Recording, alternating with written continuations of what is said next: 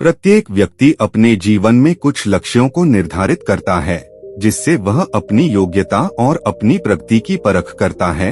यदि लक्ष्य हासिल नहीं होते हैं, तो वह अपनी कमियों को देखता है, उसमें सुधार करता है और फिर उन लक्ष्यों को हासिल करने की कोशिश करता है। कई लोग अपने लिए लक्ष्यों को निर्धारित करते हैं और उसको पाने के लिए रणनीति भी बनाते हैं, लेकिन वे असफल होते हैं।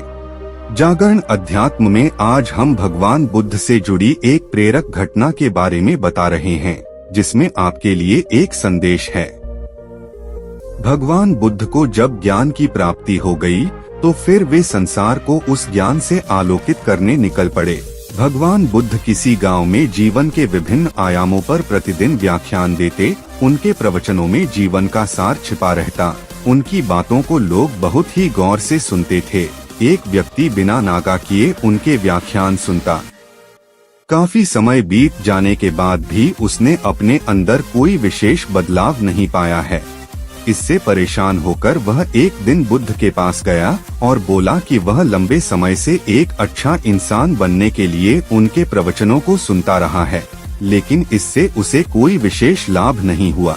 वह एक अच्छा इंसान नहीं बन पाया, उसमें कोई बदलाव नहीं आया है।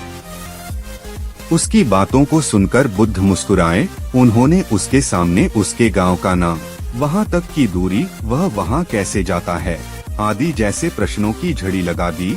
जब बुद्ध ने उससे कहा कि क्या वह यहाँ से बैठे बैठे अपने गांव पहुँच जाएगा, तो वह झुंझला गया। उसने कहा कि ऐसा तो बिल्कुल भी संभव नहीं, उसे वहाँ तक पहुँचने के लिए पैदल चलकर जाना ही होगा। इस पर भगवान बुद्ध ने कहा कि अब आपको अपने प्रश्न का उत्तर मिल गया होगा, यदि आपको अपने गांव का रास्ता पता है, लेकिन इस जानकारी को व्यवहार में लाए बिना वहां नहीं पहुंचा जा सकता है। उसी प्रकार यदि आपके पास ज्ञान है और आप इसको अपने जीवन में अमल में लाए बिना एक बढ़िया इंसान नहीं बन सकते। ज्ञान को अपने व्यवहार में लाना आवश्यक है। इसके लिए आपको दृढ़ निश्चय के साथ निरंतर प्रयास करना होगा।